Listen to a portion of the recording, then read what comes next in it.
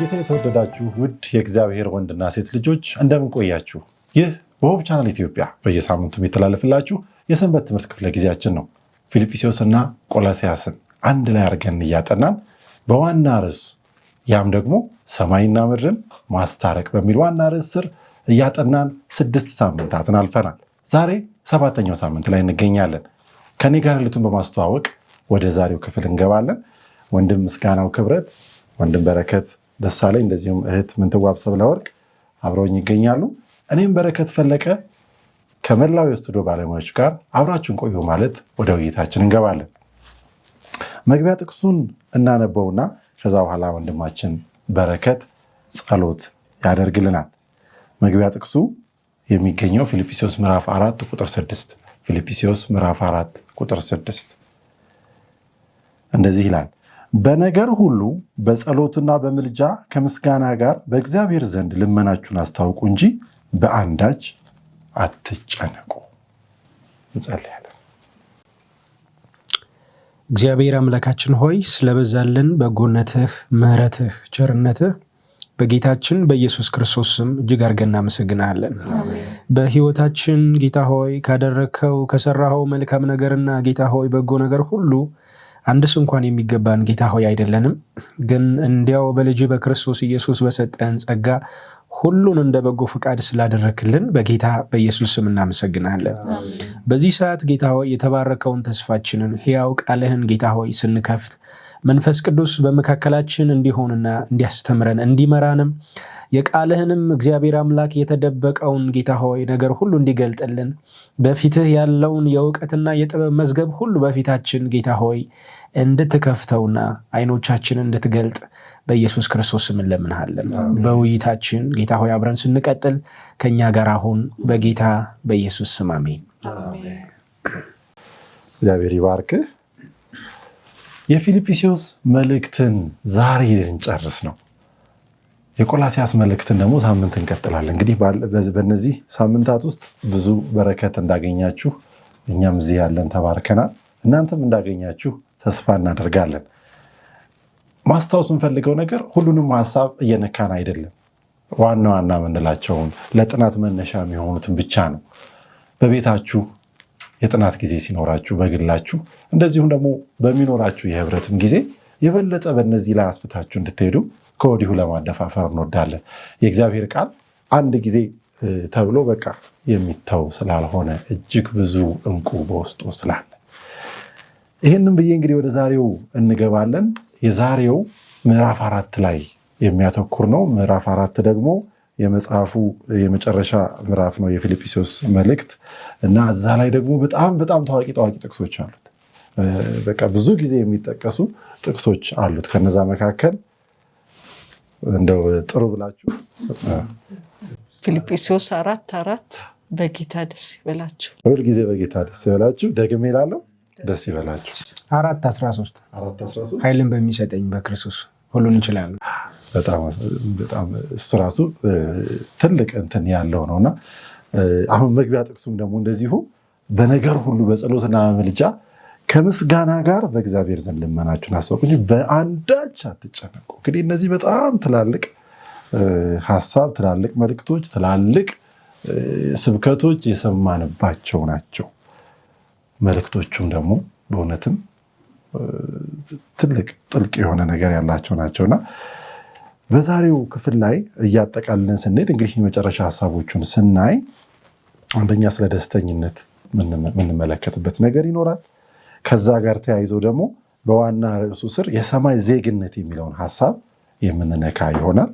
እኛ ሀገራችን በሰማይ ነው ያለው ጳውሎስ እዚህ ቦታ ላይ ነው፣ እዚህ ምዕራፍ ላይ ነውና ይሄም አንድ ሀሳብ ሆኖ እናገኘዋለን። በእርግጥ ምዕራፍ 3 ከቁጥር 20 ጀምሮ ባለው ማለት ነው እና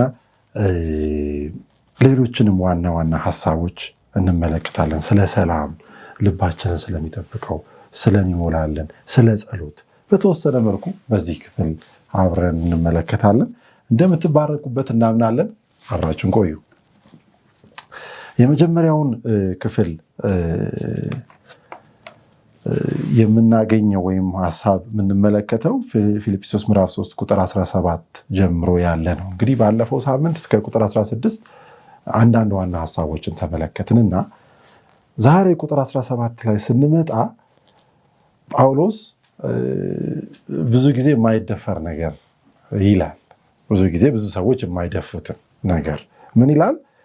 ፊልጵስዩስ 3:17 ላይ ወንድሞች ሆይ እኔን የምትመስሉ ሁኑ፣ እኛም እንደ ምሳሌ እንደምንሆንላችሁ እንዲሁ የሚመላለሱትን ደግሞ ተመልከቱ ብሎ ሲናገር እንመለከታለን። እንግዲህ ይሄ በጣም ከባድ አነጋገር ነው ብዬ ነው የምረዳው። ሰው የሆነ በቃ ከኛው መካከል የሆነ ሰው እኔን ምሰሉ ሲል እና እንዴት ነው የምንረዳው? እየጎረረ አይመስልም ወይ? ራሱን ከፍ ከፍ እያደረገ አይመስልም ወይ? ይህንን እንዴት ልንረዳው ይገባል የሚለውን እስቲ እንወያይ። በዚህ ሀሳብ ላይ እንግዲህ አርአያነት እውነተኛ የክርስትና ሕይወት ምን እንደሚመስል እንደገና ደግሞ ምን አይነት ሰዎች ጋር መቅረብና መራቅ እንዳለብን በደንብ አድርጎ በሰፊው የሚገልጽ ሀሳብ የያዘ ትምህርት ነውና እንግዲህ ጳውሎስ በፊልጵስዩስ ምዕራፍ 3 ቁጥር 17 ላይ ወንድሞች ሆይ የእኔን ምሳሌነት ለመከተል ተባበሩ፣ የእኛንም ምሳሌነት የሚከተሉትን ሁሉ ልብ ብላችሁ ተመልከቱ ይላልና አሁን በጣም ሌላ ትርጉም ላይ ሲነበብ እንትኑ ትንሽ ወረድ ብሎ ቀለል ለማለት የኔን ምሳሌ ሲደገሙ የኔን ምሳሌ ለመከተል ተባበሩ። ወንድሞች ሆይ የእኔን ምሳሌነት ለመከተል ተባበሩ፣ የእኛንም ምሳሌነት የሚከተሉትን ሁሉ ልብ ብላችሁ ተመልከቱ ይላል እና የ1997 ትርጉም መጽሐፍ ነውና እንግዲህ እዚህ ጋር አርአያነትን ሁለት እንከፍለዋለን። መልካም አርአያና መጥፎ አርአያ የሚሆኑና ጳውሎስ መልካም አርአያ ልንከተለው የሚገባ የወንጌል አርበኛ ነውና እኔን ምሰሉ ሲል እንግዲህ እየጎረረ ራሱን በጣም ንጹህ እያደረገ ይሄ ፐርፌክት ነኝ እኔን ምሰሉ እያለ እንደዛ አይደለም። ጳውሎስ ገና የወንጌል ተጋድሎን ያልጨረሰ ገና ክርስቶስን ማየት እፈልጋለሁ የሚል ክርስቶስን በእኔ ክብሩን እስኪገልጥ የምታገል ሰው ነኝ ይላልና ይህንን ሀሳብ ራሱ በፊልጵስዩስ ምዕራፍ 3 ከ8 እስከ 12 በደንብ አድርጎ ይገልጸዋል እና ገና ሩጬን አልጨረስኩ ይላል። እንደውም ገና እንዳልያዝኩት እቆጥራለሁ የሚልበት ምንም ነገር አልያዝኩም ይላል እና ስለዚህ እኔን አርአያ አድርጉ ስል ወይ ደግሞ እኔን ተመልከቱ ስል ምንድነው የአገልግሎት ህይወቴን እዩ፣ ኑሮዬን ተመልከቱ እያለ ነው እና ይሄ በአፉ ብቻ የሚናገረው ነገር አይደለም። ስራዬን፣ ተግባሬን ሁሉ እዩ፣ ከዛ ምሳሌ ሁኑ። እኔ ክርስቶስን ለመምሰል በመከራ ክርስቶስን ለመምሰል እሯሯጣለሁ። በትንሣኤ እሱን ለመምሰል ገና ኃይሉን ለመቀበል የምሯሯጥ ነኝ እና እኔን ምሰሉ ሲል ይሄ የመጎረር ራሱን ከፍ የማድረግ ይሄ የፐርፌክት የሆነ የህይወት ምሳሌ እኔ ጋር አለ እያለ አይደለም እና እኔም ብቻ አይደለም ተመልከቱ የሚል አለ። እግዚአብሔርን የሚወዱ ትእዛዙን የሚጠብቁ ሌሎች እንደኔ የሚመስሉ ብዙ አሉ። እነሱን ተመልከቱ፣ ከዛ እነሱንም አርአያ አድርጋችሁ መከተል አለባችሁ እያለ ነው። ሌሎች ደግሞ በፊልጵስዩስ 3 ከ18 እስከ 19 ያለውን ደግሞ እናንብበው። ከአሁን በፊት ብዙ ጊዜ እንደነገርኳችሁና አሁንም እንባዬን እያፈሰስኩ እንደምነግራችሁ ሁሉ ብዙዎች በአካሄዳቸው የክርስቶስ መስቀል ጠላቶች ሆነዋል። የእነርሱ አምላክ ሆዳቸው ነው። አሳፋሪ የሆነ ነገር ለእነርሱ ክብራቸው ነው። ሀሳባቸውም የሚያተኩሩት በምድራዊ ላይ ነው። ስለዚህ የእነርሱ መጨረሻ ጥፋት ነው። ወደ እነሱ እንመለሳለን። መጀመሪያ የጀመርናትን እቺ ይሄ ጳውሎስ ራሱን የገለጸበትን አገላለጽ ምናልባት እሱ ላይ ሀሳብ መስጠት ከፈለጋችሁ እነዚህን ሰዎች ደግሞ እንዴት ነው ብለን ደግሞ ወደ አንተ ተመልሼ እመጣለሁ። ኦኬ። ዕብራውያን ምዕራፍ 13 ላይ ይህንን ተመሳሳይ ቃል ነግሯልና ጳውሎስ እኔ ምሰሉ ብቻ የሚል ብቻ ሳይሆን ሌሎችንም እንድንመስልም የተናገረበት ክፍል አለ። ያው እንግዲህ በብዛት የዕብራውያን መጽሐፍ ጻፊ ጳውሎስ እንደሆነ ይታመናልና እንደዚህ ይላል፣ የእግዚአብሔርን ቃል የተናገሯችሁን ዋኖቻችሁን አስቡ። ምዕራፍ 13 ቁጥር 7 ላይና የእግዚአብሔርን ቃል የተናገሯችሁን ዋኖቻችሁን አስቡ፣ የኑሯቸውንም ፍሬ እየተመለከታችሁ በእምነታቸው ምሰሏቸው። ይሄ አኗኗራቸውን እንዲከተሉ የቀረበ ጥሪ። እንዴት ይኖሩ ነበር እነ ጳውሎስ? ምክንያቱም ምን መሰላችሁ? እነ ጳውሎስ አገልጋይ ሆነው በነበሩበት ጊዜ ሌሎች ሐሰተኛ አገልጋዮች አሉ። እግዚአብሔርን ብቻ ሳይሆን የሚያገለግሉት ራሳቸውን የሚያገለግሉ ለሆዳቸው የሚያድሩ ብዙዎች አገልጋዮች ነበሩ እና በአገልግሎት ስበብ የህዝቡን ቦርሳ የሚያራግፉ የህዝቡን ኪስ የሚያራግፉ ነበሩ እና ጳውሎስ አገልግሎትን ጨርሶ እንደውም ከኤፌሶን ወደ ኢየሩሳሌም ሊሄድ ጉዞ ሲጀምር የኤፌሶንን ሽማግሌዎች የቤተክርስቲያንን ሽማግሌዎች ሰብስቦ እንደዚህ ብሏቸው ነበር። ሐዋርያት ሥራ ምዕራፍ 20 ላይ እንደዚህ ይላል ከቁጥር 19 ጀምሮ፣ ወደ እስያ ከገባሁበት ከመጀመሪያው ቀን ጀምሮ በትህትና ሁሉና በእንባ ከአይሁድም ሴራ በደረሰብኝ ፈተና ለጌታ እየተገዛሁ ዘመኑን ሁሉ ከእናንተ ጋር እንዴት እንደኖርሁ እናንተ ታውቃላችሁ። ወደ እግዚአብሔር ዘንድ ንስሐና በጌታችን በኢየሱስ ክርስቶስ ማመንን ለአይሁድና ለግሪክ ሰዎች እየመሰከርሁ በጉባኤም በየቤታችሁ አወራሁላችሁና አስተማርኋችሁ እንጂ ከሚጠቅማችሁ ነገር አንዳችስ እንኳን አላስቀረውባችሁም። አሁንም እነሆ እኔ በመንፈስ ታስሬ ወደ ኢየሩሳሌም እሄዳለሁ፣ በዚያም የሚያገኘኝ ምን እንደሆነ አላውቅም። ነገር ግን መንፈስ ቅዱስ እስራትና መከራ ይቆያል ብሎ በየከተማ ሁሉ ይመሰክርልኛል። ነገር ግን ሩጫዬን ከጌታዬ ከኢየሱስ ክርስቶስ የተቀበልኩትን አገልግሎት እርሱም የእግዚአብሔርን ጸጋ ወንጌል መመስከር እፈጽም ዘንድ ነፍሴ በእኔ ዘንድ እንደማትከብር እንደ ከንቱ ነገር እቆጥራታለሁ። አሁንም እነሆ እኔ የእግዚአብሔር መንግስትን እየሰበኩ በመካከላችሁ የዞርኩ፣ ሁላችሁ እንግዲህ ወዲህ ፊቴን እንዳታዩ አውቃለሁ። ስለዚህ እኔ ከሰው ሁሉ ደም ንጹሕ እንደሆንኩኝ ዛሬ በዚች ቀን እመሰክርላችኋለሁ። የእግዚአብሔርን ምክር ሁሉ ነግሬያችኋለሁ፣ ሁሉንም ምንም አላስቀረውባችሁም ይላል። ሽማግሌዎችን መምከር ይቀጥላል። ከዛ ስለዚህ 3 ዓመት ሌትና ቀን በእንባ እያንዳንዳችሁን ከመገጸጽ እንዳላቋረጥኩ እያሰባችሁ አሁንም ለእግዚአብሔር ያንጻችሁ ዘንድ በቅዱሳንም ሁሉ መካከል ርስትን ይሰጣችሁ ዘንድ ለሚችለው ለጸጋው ቃል አደራ ሰጥቻችኋለሁ። ከማንም ብር ወይም ወርቅ ወይም ልብስ አልተመኘሁም። እነዚህን እጆቼ በሚያስፈልጉኝ ነገር ለእኔ ከእኔ ጋር ላሉት እንዳገለገሉ እናንተ ታውቃላችሁ እያለ ይቀጥላል። ዝርዝሩን ምንድነው? የፈለጉ አሉ፣ የተቀበሉ አሉ እና በዚህ በአገልግሎት ስበብ ራሳቸውን ያከበሩ አሉ እና ጳውሎስ ግን አኗኗሩ ራሱን የረሳ እና ሙሉ በሙሉ ራሱን በመካር ለጌታው ያደረ ነበር እና እንደ አገልጋይም እንደ ክርስቲያንም እንደ እግዚአብሔር መንግስት አገልጋይም ደግሞ እንደ እግዚአብሔር መንግስት ዜጋም እንዴት መኖር እንዳለባቸው ጳውሎስ ኑሮ አሳይቷቸዋል። እና ሐሳቡ በእርግጥ ወደ ባህሪ ፍጽምናም አይደለም የሚያመለክተው ቃል በቃል ማለት ነው። እኔ ፍጹም እንደሆንኩ በሌላ ስፍራ ብሏል። በእርግጥ እኔ ክርስቶስን እንደመሰልኩ ብሏል።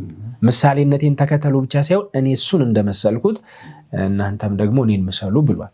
እና ይሄንን ሲል ስለ አኗኗሩ እንዴት ነበር የኖረው፣ እንደ እግዚአብሔር አገልጋይ እንዴት ነበር የኖረው፣ እያንዳንዱ ብዙ ነገር ሲያጋጥመው መከራ ሲመጣበት እንዴት ነው ያለፈው፣ በተቃዋሚዎች ፊት እንዴት ነው ያለፈው፣ እያንዳንዱን ክርስቲያናዊ ፈተና እንዴት ነበር ያለፈው፣ እሱን አኗኗሬን እናንተ ስለምታውቁ እኔን ምሰሉ የሚልም አለውና ጢሞቴዎስንም 3:10 ላይ ሁለተኛ ጢሞቴዎስ ምዕራፍ 3 ቁጥር 10 ላይ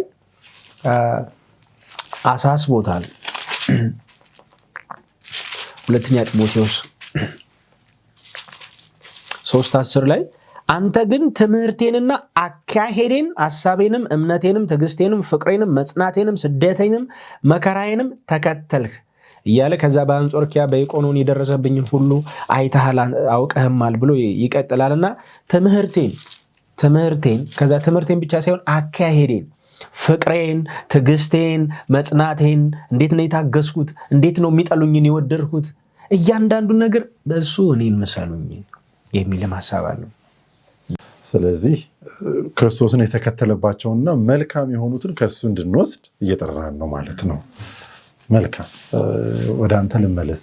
የመስቀሉ ጠላቶች ብለህ የጀመርከው ሐሳብ ነበረና ጳውሎስ ከነሱ አንጻር ራሱን እያነጻጸረ ያለበት ሁኔታ እናያለን። እስቲ ስለ እነሱ እንዴት ነው የተገለጸው? እነሱስ እነማን ናቸው?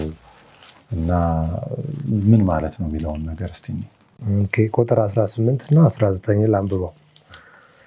ከአሁን በፊት ብዙ ጊዜ እንደነገርኳችሁና አሁንም እንባዬን እያፈሰስኩ እንደምነግራችሁ ሁሉ ብዙዎቹ በአካሄዳቸው የክርስቶስ መስቀል ጠላቶች ሆነዋል።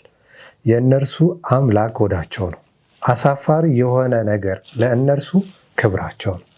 ሀሳባቸው የሚያተኩረው በምድራዊ ነገር ነው። ስለዚህ የእነርሱ መጨረሻ ጥፋት ነው ይላልና ሮሜ 16 ከ17 እስከ 18 ያለውን ደግሞ እናንብብ። ወንድሞች ሆይ ለተቀበላችሁ ትምህርት ተቃዋሚዎች በመሆን በመካከላችሁ መከፋፈልና ችግርን ከሚያመጡ ሰዎች ተጠንቀቁ፣ ከእነርሱም ራቁ። እንደነዚህ አይነቶቹ ሰዎች ራሳቸውን እንጂ ጌታችንን ክርስቶስን አያገለግሉም። በለዘቡና በሚያቆላምጡ ቃላት የየዋሆችን ልብ ያታልላሉ ይላልና እነዚህ ሰዎች መገለጫ አላቸው። አንድ ምንድን ነው? ሆዳቸው አምላካቸው ነው ይላል። በቃ ለዚህ ምድር ድሎት፣ ለዚህ ዓለም ምቾት ራሳቸውን ያስገዙ፣ ለዛ ብቻ ጥረት የሚያደርጉ። የሚገርማችሁ ነገር እነዚህ ሰዎች በቤተ ክርስቲያን ውስጥ የሚኖሩ ናቸው። ምንድን ነው የሚሉት? እግዚአብሔርን አይደለም የሚያመልኩት፣ ሆዳቸው ነው የሚያመልኩት። በቤተ ክርስቲያን መካከል አንድነት እንዳይመጣ ክፍፍል የሚያደርጉ ናቸው። ሌላው መገለጫ አላቸው። ክብራቸው ነውራቸው ነው ይላልና ሊያፍሩበት የሚገባ ኃጢአታቸውን ለእነሱ ግን የክብር መገለጫቸው፣ ኩራታቸው አድርገው የሚይዙ ሰዎች ናቸው። እና ሌላው የመጨረሻው መገለጫቸው ምንድን ነው? ሀሳባቸው ምድራዊ ነው ይላልና ስለ ዘላለማዊ ሕይወት ከክርስቶስ ጋር ስላለው ስለ ትንሣኤ በቃ በሰማይ ስላለው ዜግነት ምንም አይነት ጭንቀት የላቸው። የነሱ ሀሳብ ሁሉ ምድራዊ ነው። በምድራዊ መጀመር፣ በምድራዊ መጨረስ። ምንም አይነት ስለ ሰማይ ዜግነት የማይፈልጉ የማይጨነቁ፣ ዘላለማዊ ሕይወትን የማይፈልጉ እና በምድር ብቻ ጀምረው መፈጸም የሚፈልጉ ሰዎች ናቸው። እና ከእነዚህ ሰዎች እንዴት ነው መራቅ ያለብን? መጽሐፍ ቅዱሳችን ሁለተኛ ጢሞቴዎስ ምዕራፍ 3 ቁጥር 5 ላይ እንዲህ ይለናል። ምዕራፍ 3 ቁጥር 5 ላይ እግዚአብሔርን የሚያመልኩ መስለው ይታያሉ፣ የአምልኮም ኃይል ግን ይክዳሉ። እንደነዚህ ካሉት ሰዎች እራቁ፣ ሽሹ ይላል። ሮሜ 16 17 እና 18 ያነበብነው ከነዚህ ሰዎች እራቁ ነው የሚለው እና ምንም አይነት ህብረት ሊኖረን አይገባም ከነዚህ ሰዎች። እንግዲህ አመለካከታቸው መገለጫቸውን ሁሉ በደንብ አድርገን አይተናል። ምድርና ምድር ነው፣ ዓለማውያን ናቸው እና በዓለም ነው ሁሉ ነገር መጨረስ የሚፈልጉትና ከነዚህ ሰዎች መራቅ አለብን ይላል። ሌላው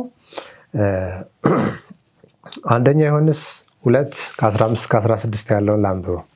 አንደኛ ዮሐንስ 2 ከ15 እስከ 16 ዓለምን ወይም የዓለምን ነገር ሁሉ አትውደዱ። ዓለምን የሚወድ እግዚአብሔር አብን አይወድም። በዓለም ያለውን ሁሉ የሥጋ ምኞት፣ የዓይን አምሮት፣ የኑሮ ትምክህት ከዓለም ነው እንጂ ከእግዚአብሔር አብ አይደለም። ዓለምና ምኞቱ ያልፋሉ፣ የእግዚአብሔር ፈቃድ የሚፈጽሙ ግን ለዘላለም ይኖራሉ ይላልና የእነሱን እነሱ አርአያ ያደረጉት ዓለምና የዓለምን ምኞት ነው እና የእነሱን አርአያ መከተል እንደሌለብን እኛም እንደነሱ ዓለምንና በዓለም ያለውን ነገር መጥላት እንዳለብን። ምክንያቱም የእነዚህ ሰዎች መጨረሻ ምንድን ነው? ጥፋት ነው። ስለዚህ የእኛ መጨረሻ ጥፋት አይደለም፣ የዘላለም ሕይወት ነው።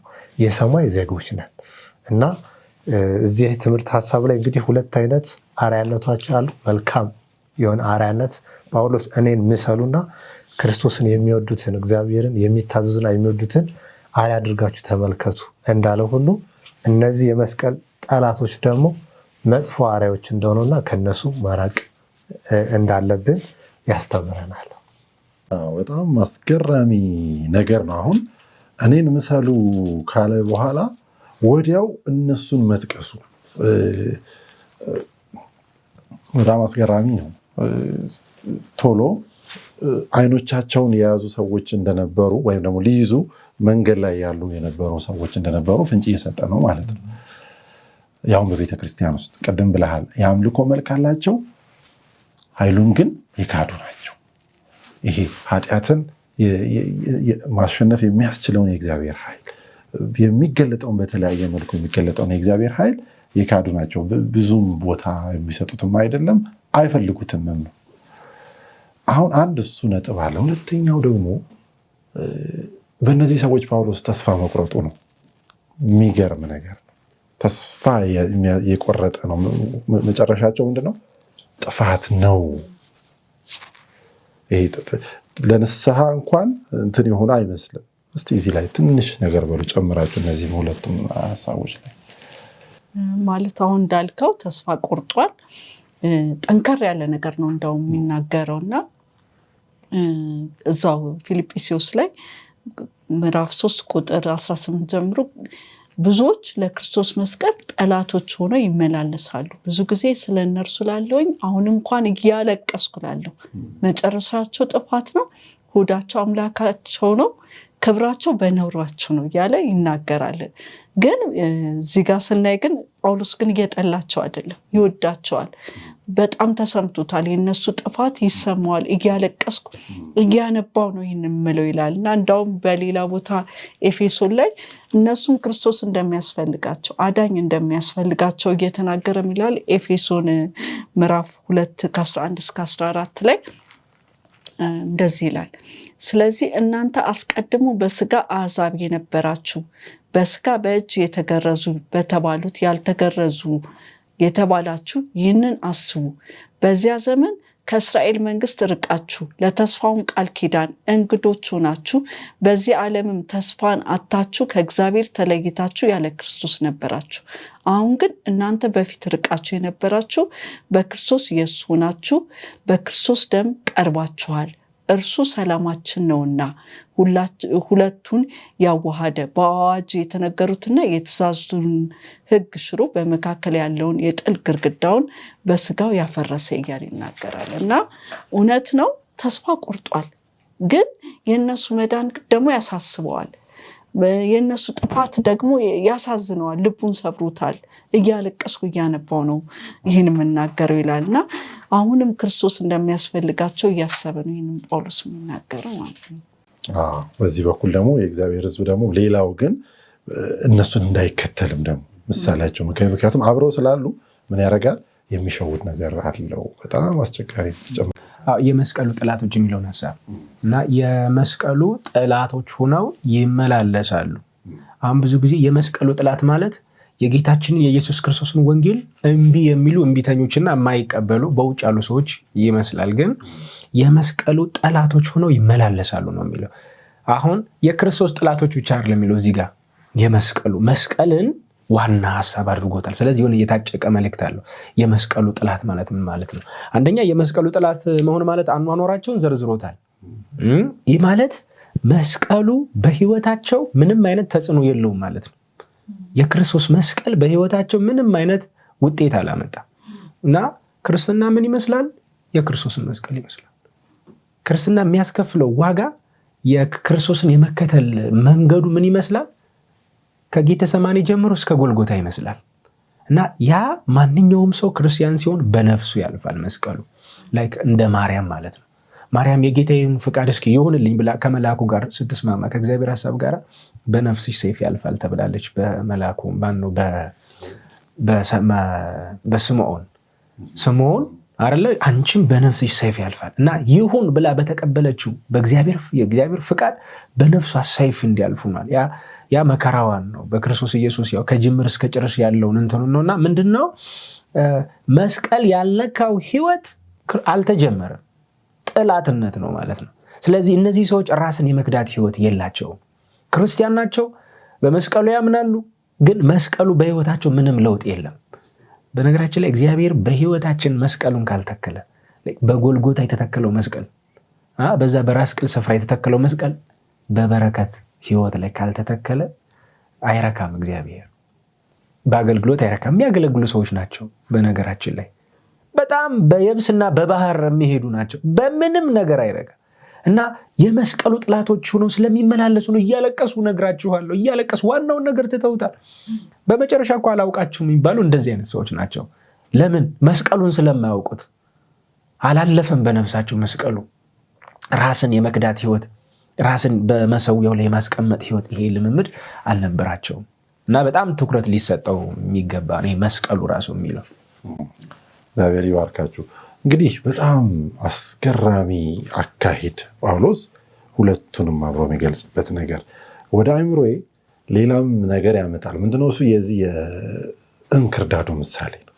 የእንክርዳዱ ምሳሌ ምን ይላሉ? መልካም ዘር አይደለም እየዘራ ነው። እነዚህን እንክርዳዶች እንዴት ተፈጠሩ እንዴት መጡ ሲሉት ምን ይላቸዋል? ወደ እሱ ሲጠይቁ ምን ይላቸዋል? ጠላት ይህን አደረገ። እንግዲህ ሰይጣን በቤተክርስቲያንም ውስጥ በኃይል እንደሚሰራ ማሳያ የሆኑ ናቸው እና አንዳንዶችን ግን ከዚህም ውስጥ የመንጠቅ ደግሞ ኃላፊነት ቤተክርስቲያን ስቲል አለባት። ውስጥም ሆና ከዚህ ውስጥ የመንጠቅ ምክንያቱም በእግዚአብሔር ተስፋ አንቆርጥም። በእግዚአብሔር ተስፋ አንቆርጥም። እግዚአብሔርም ደግሞ እስከ መጨረሻው የሚጠብቅ አምላክ ነው የሚለውን ሀሳብ እንመለከታለን። እንግዲህ አስገራሚ ነገር ነው ያለውና መጽሐፍ ቅዱስ ሁል ጊዜ ቀና ቀናውን ብቻ መልካሙን ብቻ ወይም መልካሞቹን ብቻ አይደለም የሚናገረው። በሰይጣን ኃይል የሚሄዱትንም ደግሞ ምን እያደረገ እየነቀፈ ደግሞ ተመለሱም እያለ ደግሞ ምሳሌ እንዳንወስድ ያደርጋል። ምክንያቱም ምሳሌ መውሰድ ያለብን ከእግዚአብሔር ሰዎች ነው፣ ክርስቶስን ከሚከተሉት ነው የሚል ነው። እስቲ ወደ ቀጣዩ ሀሳብ ደግሞ እንሂድ። መልካም፣ እግዚአብሔር ይባርክ። ሀሳቡ ከላይ ካለው ጋር የተያያዘ ነው። እሺ፣ የመስቀሉ ጠላቶች ነው ይመላለሳሉ። ክብራቸው በኖራቸው ነው፣ ሆዳቸው አምላካቸው ነው፣ ሀሳባቸው ደግሞ ምድራዊ ነው። ስለ ምድራዊ ነገር ብቻ ነው የሚያስቡ። ከዛ እኛ ግን ብሎ ይሰቅለዋል። ምክንያቱም ህይወት እንቁልልጭ የሚያስብል ህይወት ነው። ለምድር የሚኖሩ ሰዎች ሲሳካላቸው ስናያቸው፣ ዘወር ወደ ግራም ወደ ቀኝም ስናይ በቃ የሚያስቀና ህይወት ነው እና የፊልጵስዩስ ሰዎች አይናቸውን ከምድራዊ ነገር ጋር ወይም ደግሞ እንደዚህ ምድራዊ ነገር ላይ ሀሳባቸውን ካደረጉ ሰዎች እንዲነሳና በሰማያዊ ስፍራ ያለውን የእግዚአብሔርን ባለጠግነት እንዲያስቡ ነው የፈለገው ማለት ነው። አንዳንድ ያው ቋንቋዎቹ አገራችን ይለዋል፣ ሌላው ዜግነታችን ይለዋል። ዜግነታችን የሰማይ ዜጋ ነን፣ ወይም ደግሞ የእኛ ግን ሀገራችን ሰማይ ነው። እነሱ እዚህ ነው፣ ይሄን ተስፋ ስለሚያደርጉ ነው። እኛ ግን የተለየ ያው ተስፋ አለን አይነት ነው እና ምን አለ በወቅቱ ከዚህ በፊት በነበረን ውይይታችን በእርግጥ አንስተነዋል። ፊልጵስዩስ በመቄዶንያ ያለች ግዛት ብትሆንም፣ በመቄዶንያ ግዛት ውስጥ ያለች ከተማ ብትሆንም ግን በሮም ተጽዕኖ ውስጥ የወደቀች ነበረች እና በወቅቱ የሮም ዜግነት ትልቅ ርዕስ ነው። የሮም ዜጋ መሆን ትልቅ ርዕስ ነው። ጳውሎስ እንደውም አንዴ ሊመቱት ሲሉ ከድብደባ ሄዳነበት የሮምን ዜጋ ያለ ፍቃድ ትመታ ዘንድ ተፈቅዶልሃልን ብሎ አስፈራርቶት ነው እና የሮም ዜጋ እንኳን የሚገርማቸው የሞት ፍርድ ሲፈረድባቸው እንኳን አይሰቀሉም። ቀላል ሞት ተብሎ ይሰየፋሉ። ሰይፍ ነው፣ ምሕረት ተደርጎላቸው። ስለዚህ አንድ ክብር ነው እና ከዚህ ዜግነት ያልፋል። በነገራችን ላይ በወቅቱ ደግሞ ክርስቲያኖች እየተሰደዱበት ያለው መከራ አንዱ ለቄሳሩ አንሰግድም በማለት ነው እና መንግስት ነው እያሳደዳቸው ያሉ። በየደረሱበት ስፍራ ሀገር እንደሌላቸው፣ ርስት እንደሌላቸው፣ የመንግስት ጠላቶች እንደሆኑ፣ የቄሳር ጠላቶች እንደሆኑ ስም ተወጥቶላቸዋል። የቄሳር ጠላት ናቸው። ምክንያቱም ማንን ጌታ ስለሚሉ፣ ኢየሱስን ጌታ የሚል ሁሉ የቄሳር ጠላት ስለሆነ ባላገር እንዳልሆኑ ሁሌ ይነገራቸዋል። እንደዛ አይደለም፣ እናንተ ባላገሮች ናችሁ። ዜግነታችሁ ከዚህም አይደለም ከሰማይ ነው። ይልቁንስ እየጠበቅን ነው አለኝ። ከዛም የሚመጣውን እሱንም መድኃኒታችን ኢየሱስ ክርስቶስን እንጠባበቃለን። ሲመጣ የሚለው ቃል ራሱ ድንቅ ነው። ሲመጣ እሱ የተዋረደውን ስጋችንን ምን ይለዋል? ይለውጠዋል። ትንሣኤ እንዴት ግሩም ነው! የትንሣኤን ቀን የመሰለ ክቡር ነገር የለም። በነገራችን ላይ በወንጌል ውስጥ ትልቁ ኃይል ያለው ትንሣኤው ጋር ነው። የወንጌል መደምደሚያ ነው። ከመስቀሉ ያልተናነሰ ብቻ ሳይሆን የበለጠ ነው እና ያ የትንሣኤ ቀን እንዴት ግሩም ይሆናል! ያኔ እንነሳለን። አሁን በመከራ እናልፋለን። አሁን ሀገር እንደሌላቸው እየተሰደድን ነው። በደረስንበት ስፍራ መከራ እየተቀበልን ነው። ግድ የለም ሀገር አለን። እንደውም ባለ ሀገሮች ነን ይላል ጴጥሮስ ደግሞ በጣም ደስ የሚል ከቅዱሳን ሁሉ ጋር እኛ ባላገሮች ነን። ሀገር አለን ከዛ የሚመጣውን እየጠበቅና ሐሳባቸውን ይሄው ከምድር እንዲያነሱ ነው እያበረታታቸው ያለው። ለምን? የፊልጵስዩስ ቤተክርስቲያን በልዩ መከራ እያለፈች ነው። በሌላ ስፍራ ሐዋርያት ሥራ ምዕራፍ 15 ላይ ወደ እግዚአብሔር መንግስት በብዙ መከራ ልንገባ ይገባናል። ተውት፣ ሐሳባችሁን አንሱ፣ ከምድሩ የሚመጣውን ብቻ አስቡ። ለምን? ሀገራችን እዛ ነው የሚል ሐሳብ ነው። እና ይህንን ብሎ ለምን እንደገና ጽኑ። አሁን ቁጥር 1 ላይ ምዕራፍ 4 ስለዚህ የምወዳችሁና የምናፍቃችሁ ደስታዬና አክሊሌ የምትሆኑ ወንድሞቼ ሆይ እንዲሁ በጌታ ቁሙ ወይም ደግሞ ጽኑ እያለ ይቀጥላል። ለምን ጽኑ አለ? እየተናወጡ ነው። አንዳንዶች እየካዱ ከሚደርስባቸው መከራ የተነሳ በውጭ ያሉ ሰዎችንም ኑሮ ደግሞ እየተመለከቱ እየካዱ ነው። ጽኑ፣ አስታውሱ፣ ዜግነታችን ከሰማይ ነው። እንደውም የዕብራውያን ጻፊ ምዕራፍ 13 ላይ ምን አለ? ጌታ ኢየሱስ ክርስቶስ ልክ ጊደሯ ተሰውታ ከከተማ ውጭ እንደምትቃጠል እንደዚሁ ከከተማ ውጭ መከራን ተቀበለ ይልና እኛም እንግዲህ በዚህ የምትኖር ከተማ የለንምና ወደ ሰፈሩ ውጭ እንውጣ። በዚህ የሚኖር ከተማም የለንም። በምድር የሚሆን ለክርስቲያኖች የተሰጠ ምንም ነገር የለም።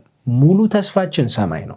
ስለዚህ በመከራ ውስጥም ስላሉ ነው ጽኑ፣ በርቱ፣ እንዳትንሸራተቱ።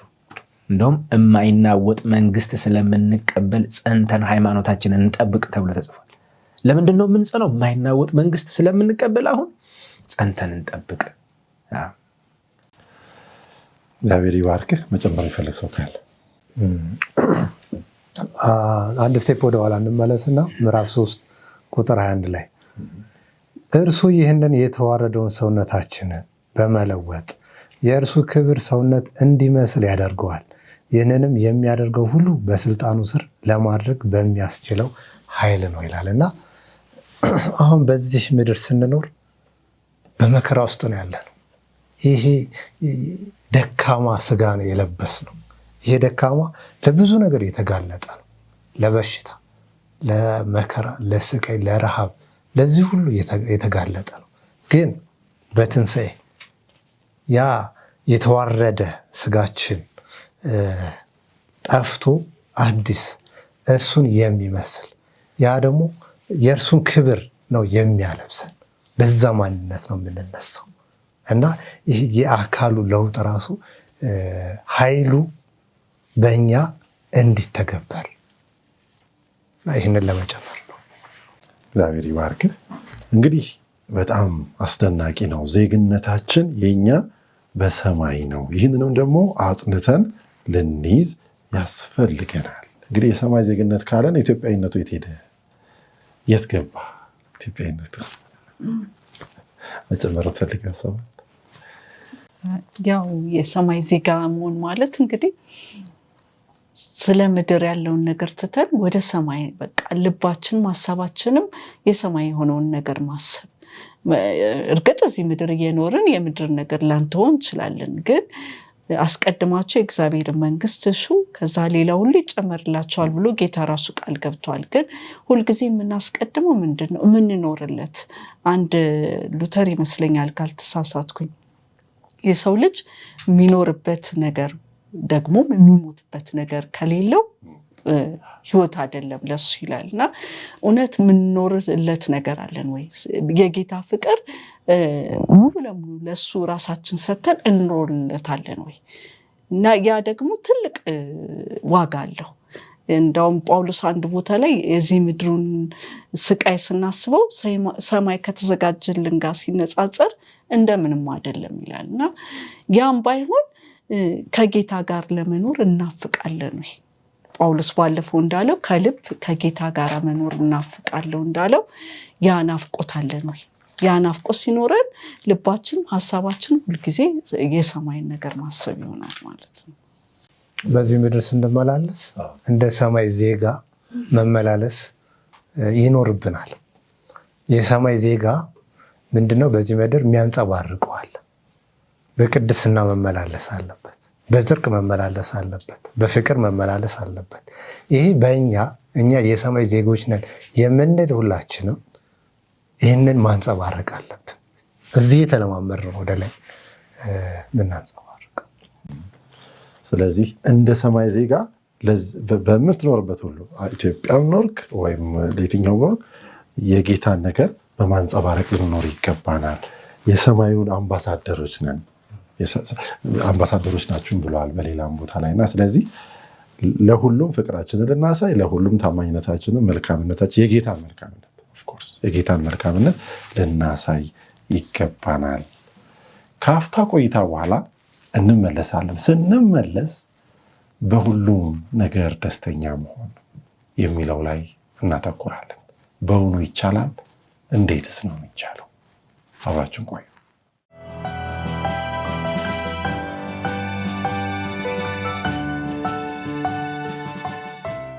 ተመልሰናል። ፊልጵስዩስ ምዕራፍ 3 ከቁጥር 17 ጀምሮ ምዕራፉን አጠቃላይ መጽሐፉን እየጨረስን ያለ ነው። የሰማይ ዜጋ በሚል ዋና ርዕስ ስር ቀደም ብለን ስንወያይ የነበርናቸው ሀሳቦች እጅግ በጣም ብዙ በረከት እንዳገኛችሁባቸው እናምናለን። እስቲ ደግሞ እንቀጥል። ጳውሎስ በጣም የታወቀ ጥቅሱን እዚህ ቦታ ላይ እናገኘዋለን። ሁልጊዜ በጌታ ደስ ይበላችሁ፣ ደግሜ እምላለሁ ደስ ይበላችሁ። አሁን ጥያቄው እንዴት ነው ይሄ ደስታ መገኘት የሚችለው? በተለያየ ሁኔታ ውስጥ ሁልጊዜ ደግሞ ምድር ላይ ጥሩ ጥሩ ነገር ብቻ አያጋጥመንም። ሀዘን አለ፣ ብዙ አይነት መከራ አለ እና እንዴት ነው ነገሩ? እንዴት እንረዳው ይገባል? በመጀመሪያ ደረጃ ባለፈው እንዳጠና ነው የፊልጵስዩስን መልእክት ጳውሎስ ሲጽፍ የት ነበረ?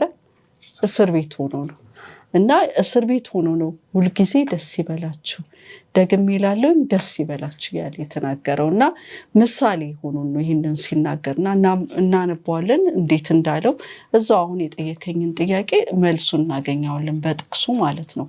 ፊልጵስዩስ 4 ከ4 እስከ 7 ያለውን አነባዋለሁ። ምን ይላል? ሁልጊዜ በጌታ ደስ ይበላችሁ፣ ደግሜ እላለሁ ደስ ይበላችሁ።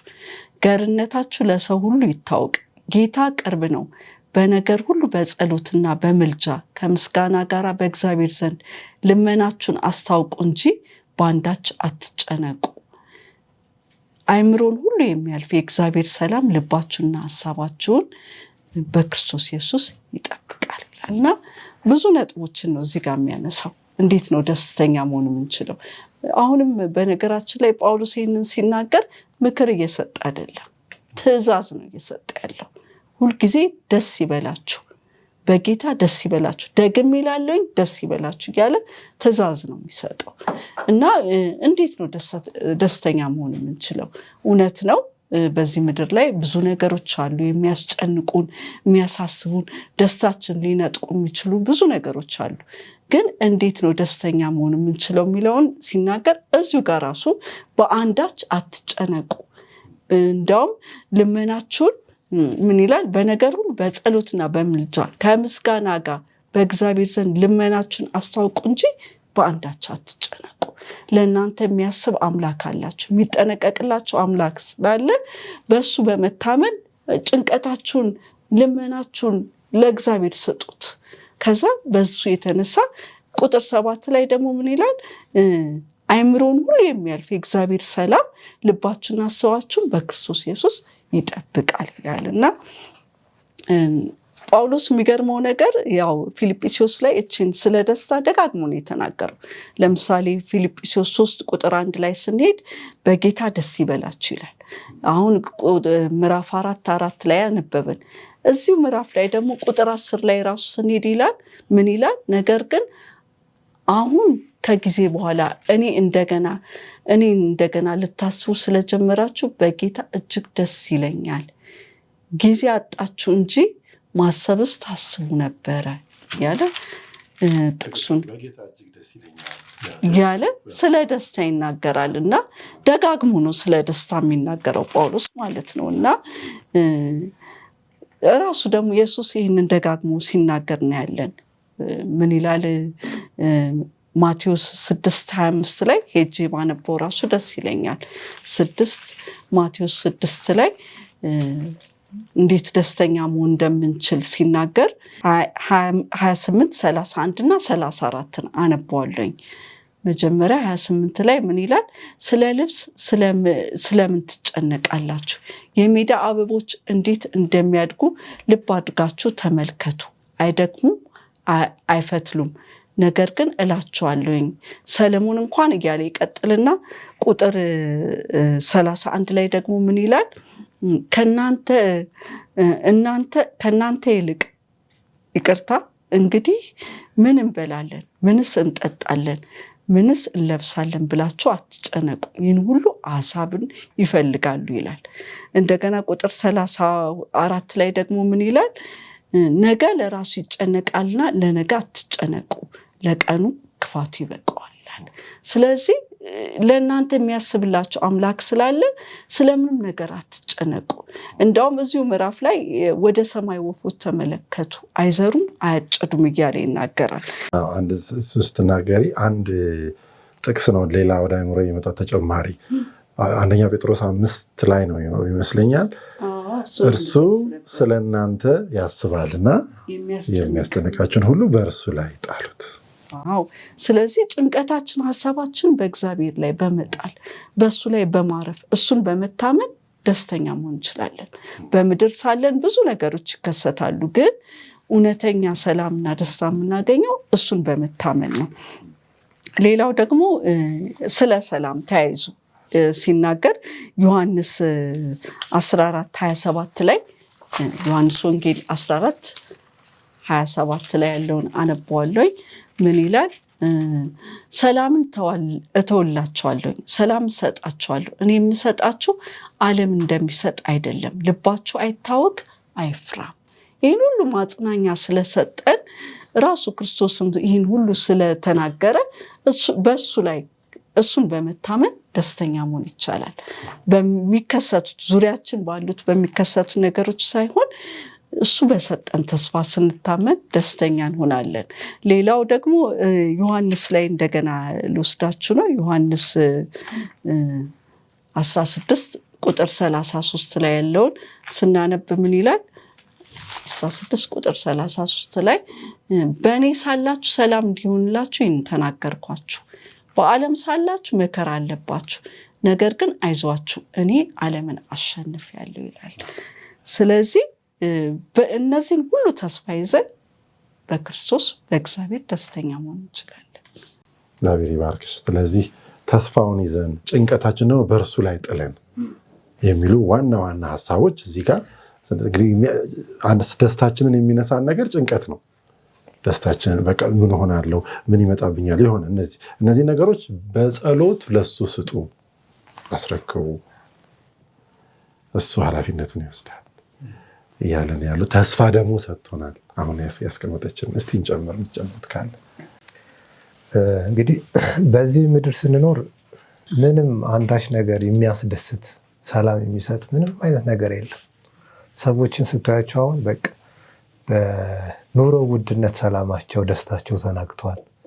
ባለው በሰው ሰራሽ አደጋ፣ በጦርነት በልዩ እርስ በርስ ግጭት፣ በመፈናቀል ምናምን ደስታቸው ሁሉ ተወስዷል።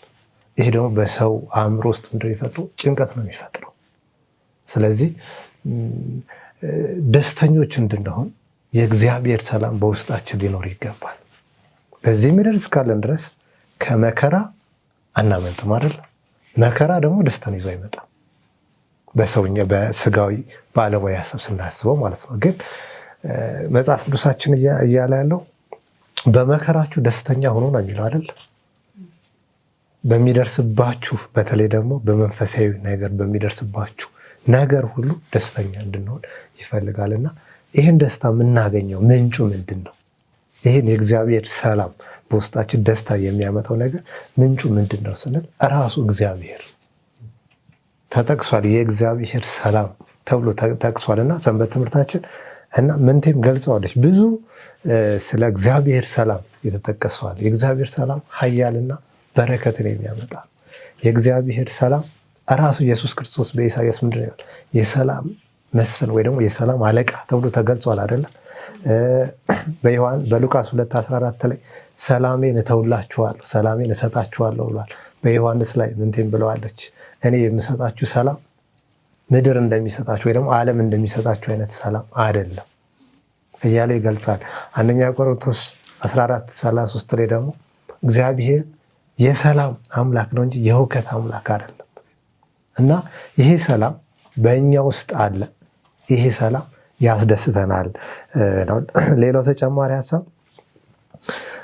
እንዴት ነው ይህን ሰላም አግኝተን ልንደሰት የምንችለው? እንግዲህ ሁልጊዜ በጌታ ደስ ይበላችሁ ይላል።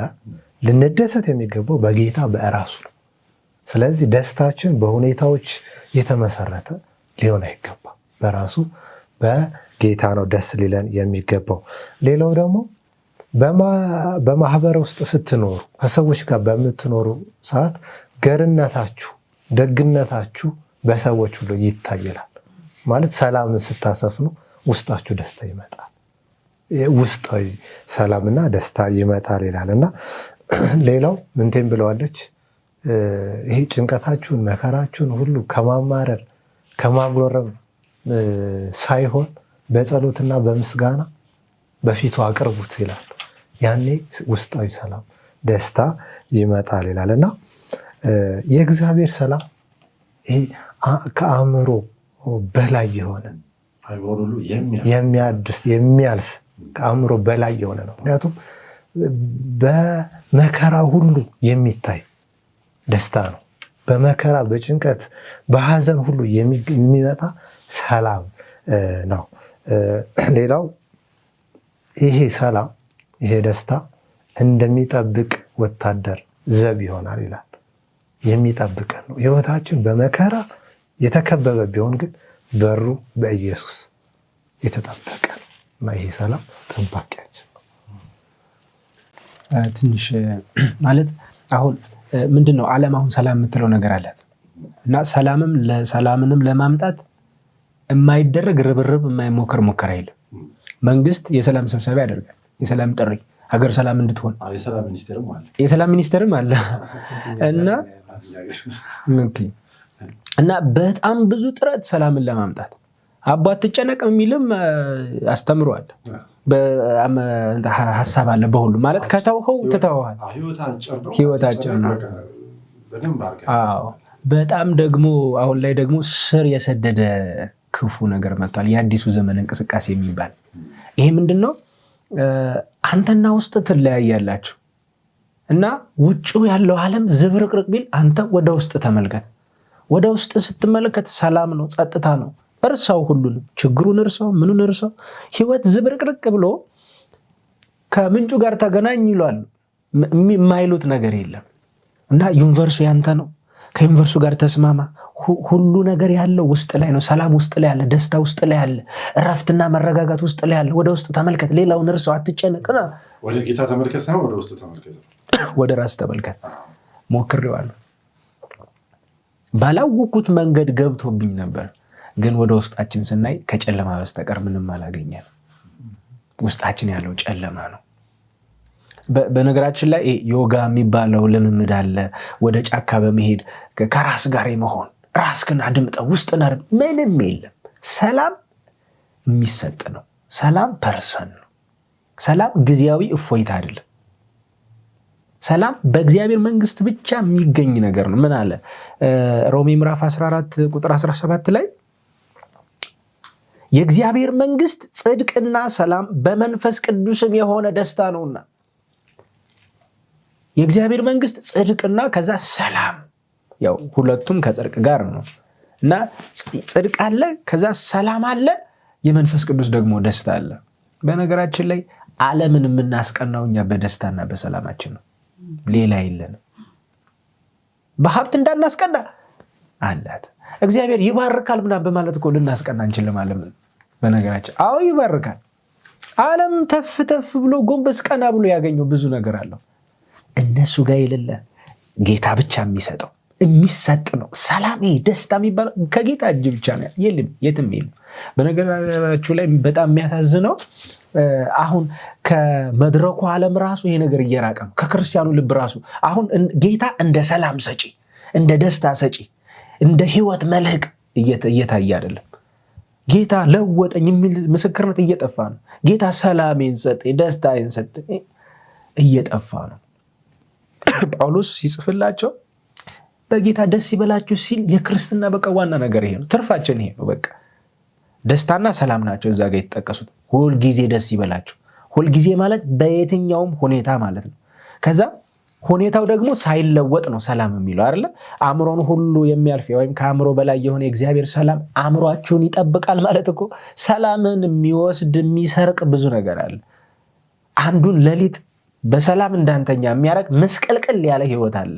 ግን በዚህ ሁሉ ምስቅልቅሎች ውስጥ አእምሮን ይጠብቃል የእግዚአብሔር ሰላም። እንዴት ድንቅ ነው!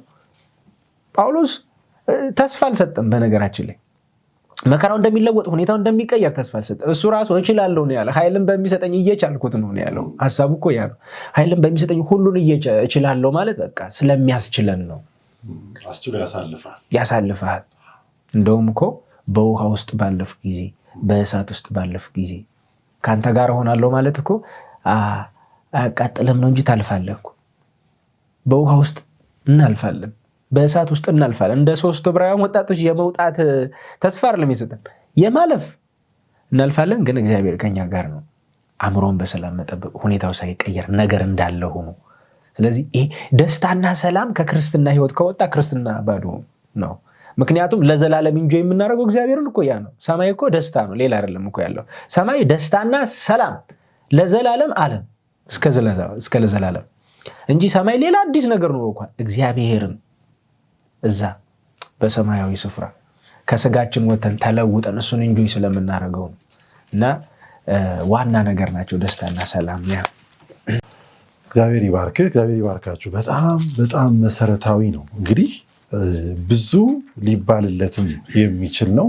በዚህ ሁሉ ውስጥ ግን ዋናዎቹ ነጥቦች እንግዲህ እንዳንረሳቸው ኢየሱስን የህይወታችን ጌታ ስናደርግ፣ አሁን ለተባለው በቃ በህይወታችን መሪና ዋና ስናደርግ ደስታው ሰላሙ ምን ይሆናል? በውስጣችን ይሆናል። እና ያ ደግሞ ዘላለማዊ ነው። በዛ ውስጥ ደግሞ በጸሎት ወደ እሱ ስንቀርብ በተለያየ ሁኔታ ውስጥ ምንም እንኳን በለስ ባታፈራ እያለን እንደ ዕንባቆም በወይራ ስፍራ ምንም ስራ ቢጎድል እያለን ግን በጌታ ምን ይለኛል? ደስ ይለኛል፣ በእግዚአብሔር ደስ ይለኛል ማለት ያስችለናል። የሚታዩት ነገሮችን ሁሉ የማሳለፍ አቅም አለው ጌታና እግዚአብሔር ይመስገን። ወደ መጨረሻዎቹ ሀሳባለች ማለት ያው ፊልጵስዩስን እየጨረስን ነው ዛሬ እና እዛው ፊልጵስዩስ ምዕራፍ 4 ከ10 ጀምሮ ያለውን አነበዋለሁ። ከ10 እስከ 13 በጌታ ደስ ይለኛል፣ ጊዜ አጣችሁ እንጂ ማሰብስ ታስቡ ነበር።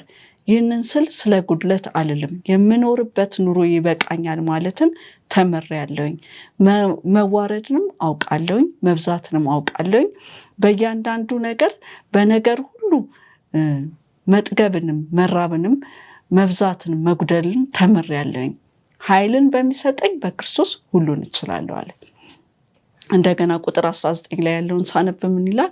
አምላኬም እንደ ባለጠግነቱ መጠን በክብር በክርስቶስ ኢየሱስ የሚያስፈልጋቸውን ሁሉ ይሞላባቸዋል ይላል እና ጳውሎስ አሁንም ደግሞ እየመከረ ነው እንዴት ደስተኛ መሆን እንደምንችል። ትዝ ይላችሁ እንደሆነ ኢዮብ ብዙ ሀብት ንብረት ነበረው፣ ልጆችም ነበሩት። ሁሉንም በአንዴ ሲያጣ ግን ምን አለ? እግዚአብሔር ሰጠ፣ እግዚአብሔር ነሳ፣ የእግዚአብሔር ስም የተባረከ ይሆናል አለ እና ጳውሎስም ልክ ተመሳሳይ ነገር ይናገራል። ወደዚህ ምድር ምንም ይዘን አልመጣንም፣ ምንም ይዘን አንሄድም እና ያለኝ ይበቃኛል ማለት ደግሞ ትልቅ ነገር ነው ይላል እና እውነተኛ ደስታ ለማግኘት ይህንን ምክር መቀበል ወሳኝ ነው እና ሌሎችም ተስፋዎች አሉ። ለምሳሌ መዝሙር 23 ቁጥር 1 ላይ ሁሌ የምናቃጥቅሳለ እግዚአብሔር እረኛዬ ነው የሚያሳጣኝም የለም። ማቴዎስ 6:32 ላይ ደግሞ ይሁን ሁሉ እንደሚያስፈልጋችሁ የሰማይ አባታችሁ ያውቃል ይላል እና እነዚህን ተስፋዎች በመያዝ ደስተኛ መሆን እንችላለን።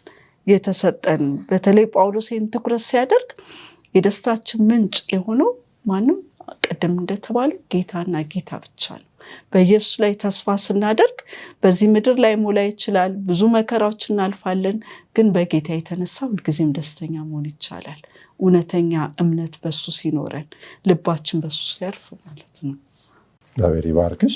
እንግዲህ ብዙ ልንናገርበት የምንችለው ሀሳብ ቢኖርም ደግሞ በጣም መሰረታዊዎቹ ነጥቦች ተነክተዋል ብዬ አስባለሁኝና ሰላማችን በማቴሪያል እንዳይሆን በቃ ዋና ነገር ሰላማችን፣ ደስታችን ማቴሪያል ላይ ልብስ፣ ገንዘብ፣ መኪና ኦር እንደዚህ ቤት ምናምን ምንላቸው ነገሮች የሰውን አእምሮ ሁሉ እነዚህ የሚሉ ለተወሰነ ጊዜ ነው። እውነተኛ እንደው ቼክ እንኳን ብናደርገው ለተወሰነ ጊዜ ነው የሚያስደስቱት። ከዛ መልሰው ሌላ ይላሉ።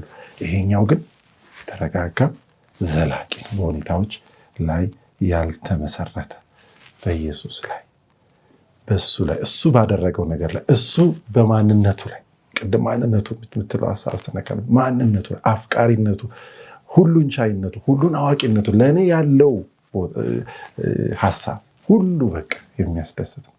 ስለዚህ ያ ይበቃኛል ማለት እንድንችል እግዚአብሔር ይርዳል። ወደ መጨረሻዎቹ ሀሳብ እየመጣን ነው። ስለ እነዚህ ነገሮች አስቡ አለ። ይሄ በጣም ጳውሎስ መሀል ላይ ነው ይህንን ነገር የተናገረው። ከደስታ ጋር አያይዘን ልንጠቅሰው እንችላለን። ከዛም ውጭ ደግሞ በጣም ጥቅም ላይ ከሚውሉ ጥቅሶች መካከል ነውና አስቡ ያላቸው ነገሮችን እስቲ ትንሽ እናያቸው። ጥቅሱን እናንብበው። በቀረውስ ወንድሞቼ ሆይ ቁጥር 8 ላይ ማለት ነው።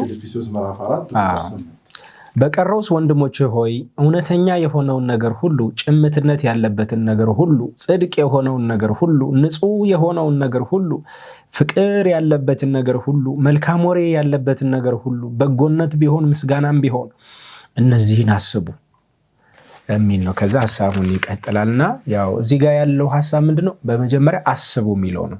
አስቡ፣ እነዚህን አስቡ። እነማንን? እውነተኛ የሆነውን፣ ጭምትነት ያለበትን፣ ጽድቅ የሆነውን፣ ንጹሕ የሆነውን፣ ተወዳጅ የሆነውን፣ መልካም የሆነውን እያለ ይቀጥላል።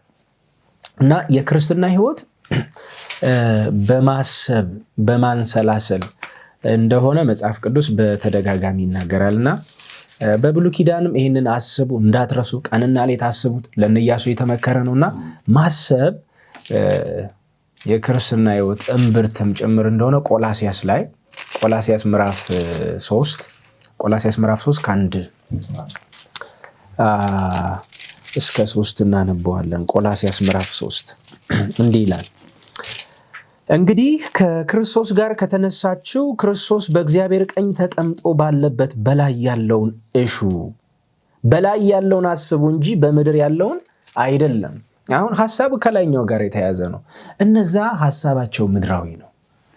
ምን ማለት ነው? ስለ ምድር ብቻ ነው የሚያስቡ። መሬታዊ ሐሳብ ብቻ ነው ያላቸው። እዚህ የሚቀር ነገር ብቻ ነው ያላቸው። እሱ ሳይሆን እናንተ ግን ትኩረታችሁን ያው ወንጌሉ ምንድነው? ከክርስቶስ ጋር በሰማያዊ ስፍራ ተቀምጠናል ነው። የማይናወጥ መንግስት እንጠብቃለን ነው። ከዛ የሚመጣውን እየጠበቅን ነው። ስለዚህ እዛ ያለውን አስቡ። ኢየሱስ ብሏል በማቴዎስ ወንጌል ላይ ልብ ባለበት ነው መዝገብ ባለበት ልብ በዚያ ይሆናል። መዝገባችን እዛ ነው። እግዚአብሔር በክርስቶስ ኢየሱስ እዛ አስቀምጦናል። ሁሉ ርስታችን ያለው እዛ ነው። እየጠበቅነው ነው። ስለዚህ ሐሳባችን መሆን ያለበት መንፈሳዊና ሰማያዊ ነገር ላይ ብቻ ማተኮር ነው እና በነገራችን ላይ በክርስትና ውስጥ ይሄ ማንሰላሰል ከሌለ አስቸጋሪ ነው እና የእግዚአብሔር ነገር ወደ ውስጣችን ሰርጾ የሚገባው መንፈሳዊ ሕይወታችን እያደገ እየፋፋ የሚመጣው ከዓለማዊ ነገር የምንታጠርበት ነገር አንዱ ማንሰላሰል ነው። እግዚአብሔር የሆነውን ነገር ማንሰላሰል። በእሾህ መካከል የወደቀውን ዘር እኮ ምንድን ነው አነቀው የሚል ሐሳብ አነቀው። ምን አይነት ሐሳብ? የዚህ ምድር ሐሳብ፣ የባለጠግነት ሐሳብ፣ ሰው ባለጠጋ ለመሆን ያለው ለተመቻቸ ሕይወት ያለው ምኞትና ሐሳቡ አነቀው። በሌላም ስፍራ ምን ብሏል? እንደው ይላል ስለ ትዳር በማሰብ ቀኑ ስለ ትዳር እያሰባችሁ ልባችሁ ዝሎ ቀኑ በድንገት እንዳይደርስባችሁ። ስለ ምድራዊ ነገር በማሰብ ነፍስ ይዝላል እና ትኩረትን እንድናነሳ የቀረበ ጥሪ ነው። ማሰብ፣ ሰማያዊን ነገር ማሰብ፣ በዚያ በላይ ያለውን ማሰብ። ስለዚህ ምን አለ? ከዛ እውነተኛ የሆነውን አስቡ። ይሄ ልብ መጠበቂያ ነው። ልብ መጠበቂያ ነው። ሐሳብ ምንድን ነው የሚለው? አጥብቀህ አይደል የሚለው? አጥብቀህ ልብህን ጠብቅ፣ የህይወት መውጫው ከእርሱ ነው። ያው ሐሳብህን ነው ይላል እና ልብህንም ሐሳብህን የትርጉም ልዩነቶች አሉ። ስለዚህ ልብ ሊጠበቅ ጋርድ ሊደረግ ይገባል። አለዛ ማለት ነው ብዙ ሐሳቦች እየገቡ ከእውነተኛው ነገር ያርቁናል። ስለዚህ እውነተኛ የሆነው ነገር ይታሰብ። በማንኛውም ሁኔታ እውነት የሆነው ነገር ምንድን ነው? ከዛስ ጭምትነት ያለበትን ነገር፣ ከዛስ ከዛ ደግሞ ጽድቅ የሆነውን ወይም ትክክል የሆነውን ነገር፣ ከዛ ደግሞ ንጹህ የሆነውን፣ ከዛ መልካም ወሬ ያለበትን። ይሄ የክርስትና አንዱ እንትን መልካም ስም ነው ትግሉ።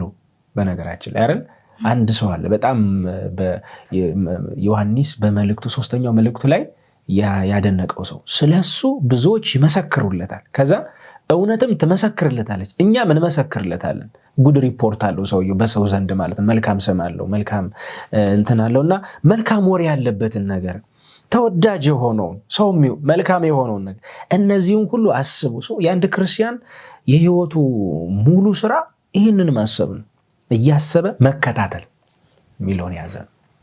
እግዚአብሔር ይባርክ። እንግዲህ እንደዚህ ሲሆን ሰላማችን እናገኛለን።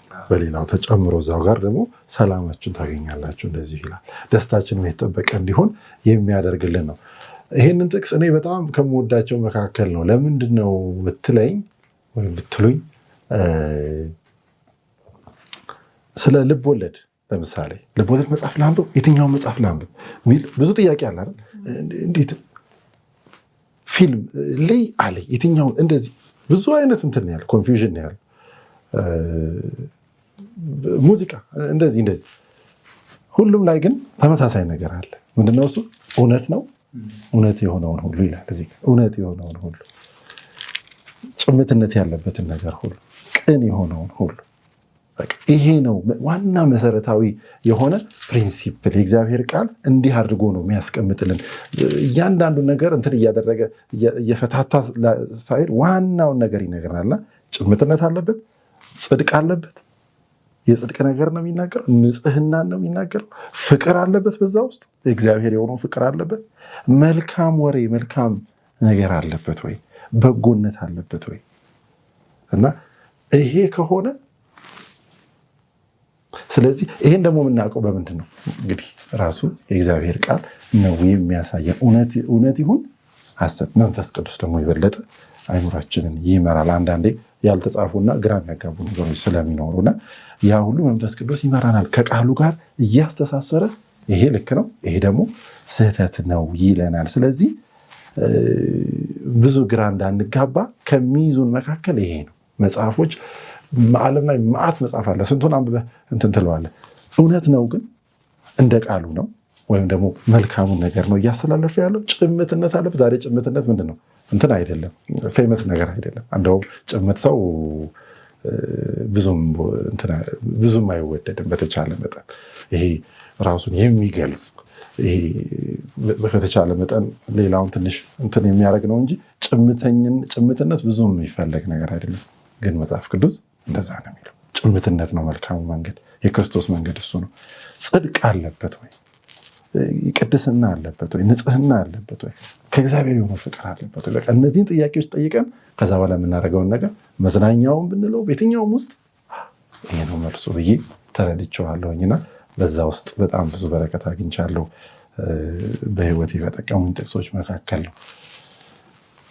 የምትጨምሩት ሀሳብ ከሌለ እየጨረስን ነው ያለ ነው። እንግዲህ የሰማይ ዜጋ የሚል በሚለው ዋና ርዕስ ስር ይህንን ሀሳቦች ተመለከትን። ጳውሎስ እኔን ምሰሉ፣ ኢየሱስን እኔ እንደመሰልኩ ያለባቸውን ሀሳቦች ተመለከትን። እኛ ደግሞ የሰማይ ዜጎች ሀሳባችን ምድራዊ አይደለም እያለ ደግሞ የሰማይ ዜግነት ምን እንደሚመስል በዛም መጽናት እንዳለብን አያይዘን አየን። ደግሞ በማንኛውም ሁኔታ ውስጥ የተጠበቀ ደስታ፣ የተጠበቀ ሰላም፣ የተጠበቀ እርካታ በጌታ እንደሚገኝ አየን። የጌታን ማንነት በማወቅ ተስፋውን በመያዝ ከእርሱ ጋር በመገናኘት በጸሎት ለእርሱ በመጣል ውስጥ ያለውን ነገር ተመለከትን። ደግሞ ምን ማሰብ አለብን፣ አእምሯችንን ምን መመገብ አለብን የሚለውን ነገር ተመለከትን። ቅድሚያ የሚሰጣቸው ነገሮች ተመለከትን። እንደ ጳውሎስ ምክር መኖር እንድንችል መንፈስ ቅዱስ ይርዳን። እንጸልይ።